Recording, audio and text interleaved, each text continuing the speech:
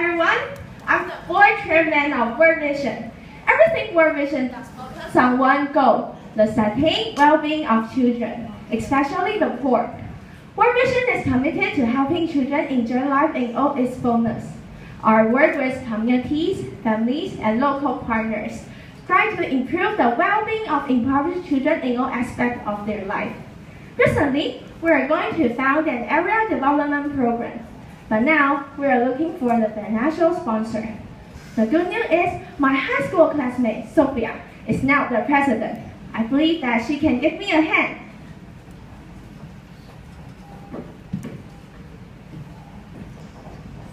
Hi, Sophia! Oh, Janice, I hope your class reunion. What a coincidence. Wow, that's great. But actually, I'm here to ask for some help.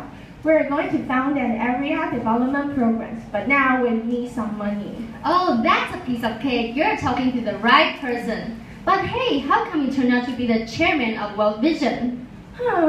That's a long story.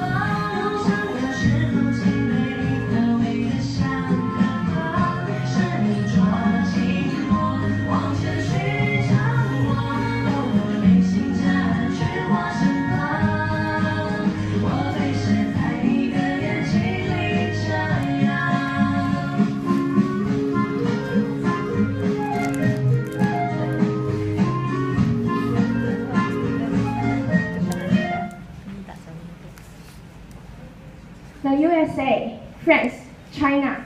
Have you ever been to a country which makes you really want to go back there someday? Yes, I have.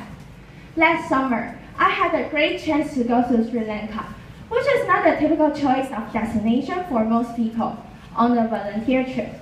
It changed me so much that I really want to go back there someday. It is not because the beautiful views nor the delicious food. It is what the resident and the country taught me. I learned many precious lessons. I learned how important it is to express our love to the ones we love. And I also learned how to become a thankful person. And most of all, I learned to be brave enough to make my dream come true. Today, I'm going to share the important lesson I gained from the people in Sri Lanka. There are many natural disasters in Sri Lanka. The worst kind is flood. Flood always ends up taking away the lives of hundreds of residents every year and make more people homeless. On my trip, I met Arunika, whose sister's house was drowned by the flood, so she had no place to live in. Despite the small size of her house, Arunika still shares her house with her sister and her family. Now, there are 10 people cramming together in a tiny space. She told me that by sharing her house, she is showing her love for her sister. Although her house is small, her heart is big. After I listened to her story, I realized that when floods happen, people might lose their loved ones and their houses, which prompt them to convey their love to the ones they love without hesitation. Based on my observation, family members are really close to each other in Sri Lanka, and they are used to expressing love in different ways. For example, children will write cards to their families, and parents praise them with words spontaneously. Compared to them, I was really shy in conveying my love for my folk. I was even ashamed of doing it, so I have never told them how important they are to me. When I came back to Taiwan from Sri Lanka, after passing through the customs and seeing my mom, I couldn't help running to her and hugging her to show how much I miss her. At that moment, I thought, how lucky I am to stand here and hug the ones I love. Now, before going to bed, I will hug my parents and my sister. I think they can feel my love in this way, and my loving act have brought us closer to one another. In the past, economy in Taiwan is not as populous as nowadays. We accept American supports in 1950s. The situation now in Sri Lanka is the same as that in Taiwan back then. Due to poverty, people have to depend on aid from other countries. Thus, they are really thankful to the one who helped them despite their impoverished life. Our volunteer trip was organized by World Vision, which gave us a chance to visit the families who are sponsored by Taiwanese. When we met, the first thing they taught us was always how thankful they are to World Vision and Taiwanese.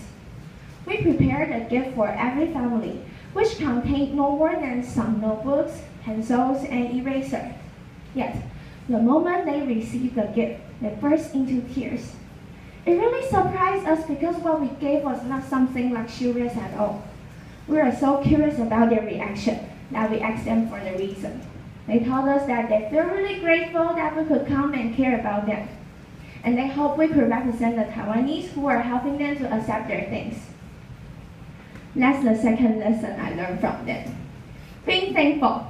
Being thankful makes the world more beautiful since we don't take everything for granted. We are aware of every effort and goodwill behind every decision and act. Also, we won't complain about what we don't have.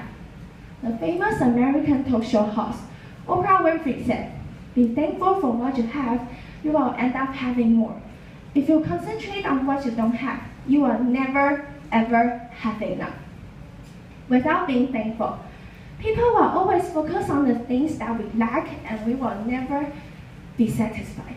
And more importantly, happy. Thus, we should thank the ones who have helped us and thanks for everything we have. Now, I'm a thankful person. I thank my mom for taking care of us every day. And I thank my dad for comforting me while I'm distressed. And I thanks to my sister for always being by my side. I try to look at everything with gratitude. Thanks to my change, the world has become brighter and I am in a good mood every day. Better yet, Being thankful turns me into a more positive person, and I can even influence others with my new philosophy of life. I have a dream. Every child in Sri Lanka taught me the same thing. It amazed me that most children have their own dream in spite of their young age. I was especially impressed by an 8-year-old girl. She wants to be a teacher in the future, for she understands education is the only way to have a better life in Sri Lanka. Yet, not every child is lucky enough to be blessed with the opportunity to go to school. After becoming a teacher, she will come back to her community and help more children to make their dream come true. Never have I seen such persistent and firm faith in reaching their goal by these children. While most kids are still playing with their toy robots and Barbie dolls, an 8-year-old girl's dream is so huge that it even involves her community and country.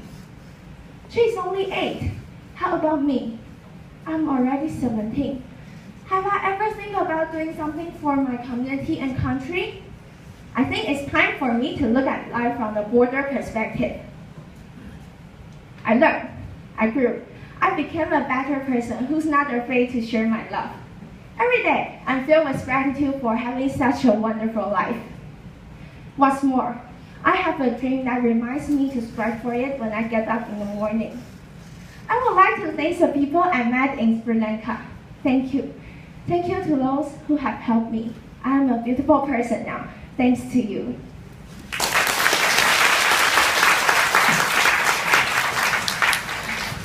That's really impressive. Now let's go find others. Okay.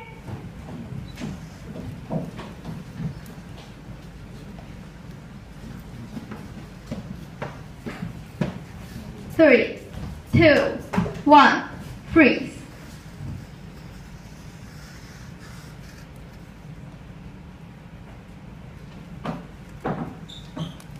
Thanks for joining this flash mob. See you next time. Bye.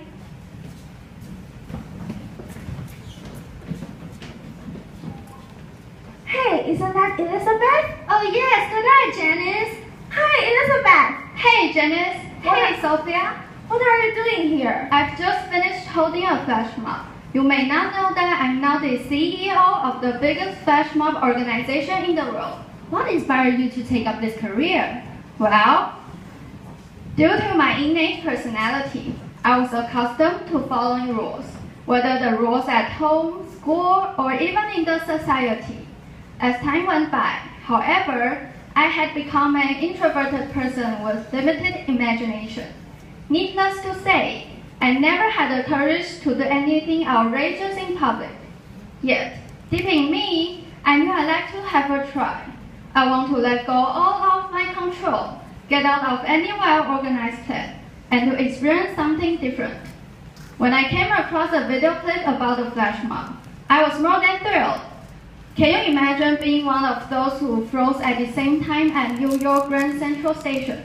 Or what about singing traditional Taiwanese songs out loud at the food court in front of hundreds of people freely, without caring about what other people think, or wondering if it is against the law? Now, let me show you the video clip.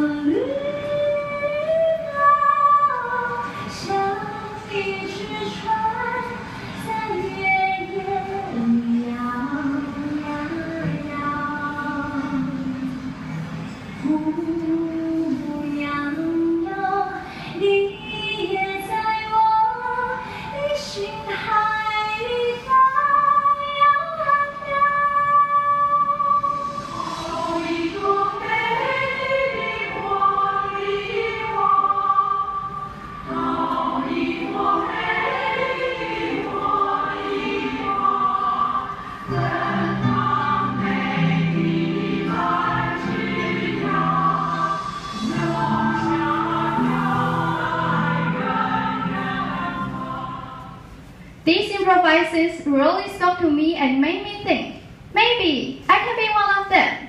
then my curiosity took me here today to give you my introduction of flash mobs. First of all, let me define the term flash mob for you.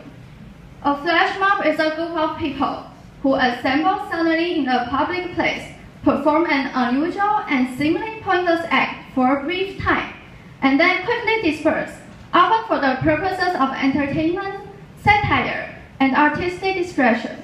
The very first flash mob was conceived and organized by Bill Moss